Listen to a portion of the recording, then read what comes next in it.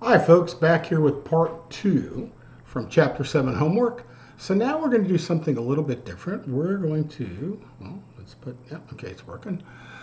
Reporting inventory at lower of cost or market / net realizable value. Okay.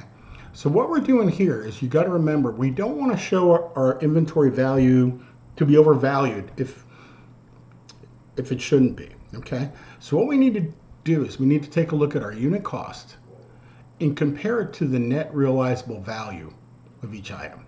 Okay.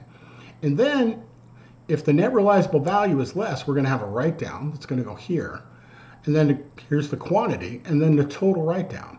So what we're going to do is we're going to compare these two columns. Okay. So let's take a look. All right. So if we take a look here, we got $30, but now it's only worth 24. Okay, that's the net realizable value. So in essence, this $30 is overstated. Well, we got $6 per item. We got 50 of them. So we're going to have to write down $300.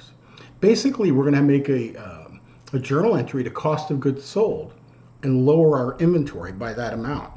Here we have 40 and 40, so we don't have a problem. Here we have 50 and 52, right? So we don't have a problem there because this one, the net realizable value is higher than our cost. Again, these two are even, so we don't have a problem there. But take a look at elephant dressers. Our unit cost was 15 bucks, but now they're only worth 12.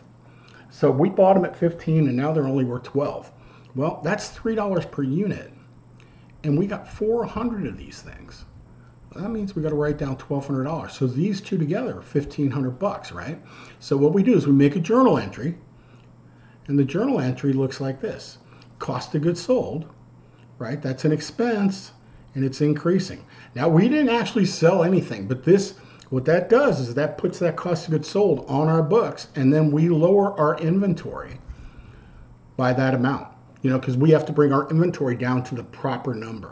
So literally our inventory is going to go down 1,500 bucks, and that 1,500 bucks, the 1,500 cost of goods sold, even though we didn't sell anything, we have to eat that, and it's going to wind up hitting our bottom line. Okay, going to lower our net income. All right, that's lower of cost or market. Okay. All right, next thing we're going to do, we're going to take a look at inventory turnover ratio. Okay, inventory turnover ratio. Okay, so they want us to calculate it. Polaris is the biggest snowmobile manufacturer in the world. So we have some average inventory numbers here, net sales revenue, cost of goods sold. So they want to know the average inventory turnover ratio and days to sale. And then they want to know, is there a decline in 2018? Okay. So the first thing, inventory turnover ratio, we take the cost of goods sold. Okay. In 2018, cost of goods sold was 4,580 divided by the average inventory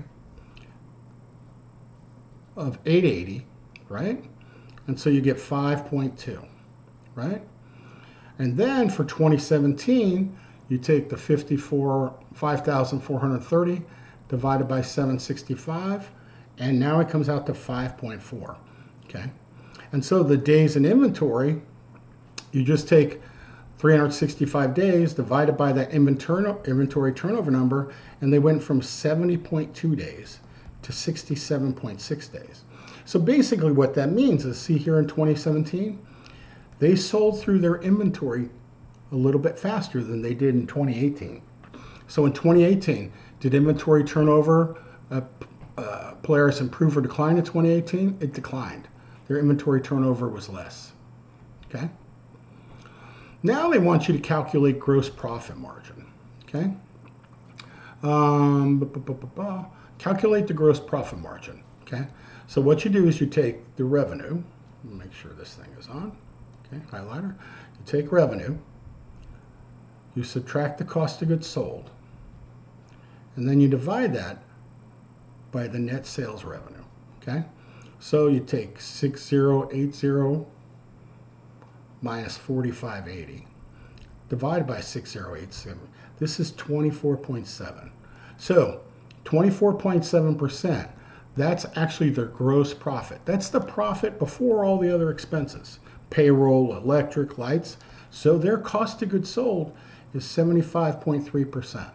So out of every $100 they sell, so what that means, let me put the pen on. Okay, so out of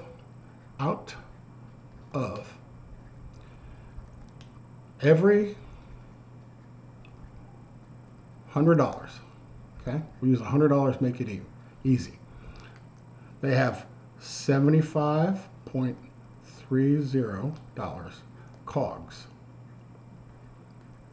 and they have $24.70 gross profit. And again, remember, that's not net profit, that's gross profit. So out of that 24.7, then they still have to take all these other things: insurance, electric, payroll, retirement plans, everything. Okay? So anyway, you could see about 75 cents out of every dollar is just the cost of that snowmobile. Okay? All right, now we're going to do a comparison between them and the main competitor. Go back here. Don't do that again. Okay? The main competitor is Arctic Cat. Okay? Prior to being acquired, inventory turnover 2.9, gross profit percentage 3.5. Wow! Says, why was Arctic Cat more likely to Polaris to receive a write-down for lower cost of market? Okay? And so it says select all that apply. So Arctic Cat had a higher number of days to sale than Polaris. So you take 365, divide by 2.9, their inventory was around for 126 days. They had a lower gross profit percentage. That 3.5%, that's super low. So that's before they go and pay all their electricity and all that kind of stuff. Okay? And then the days sales and inventory, right here, had a greater number of inventory turns than Polaris. Okay? Arctic Cat. So the bottom line here is that the first two, they tell you that these guys are, chances are they're going to have to lower that inventory because they're not selling through it very fast. Okay? All right, folks, that's it for Chapter 7. We'll be back with another chapter in just a little bit.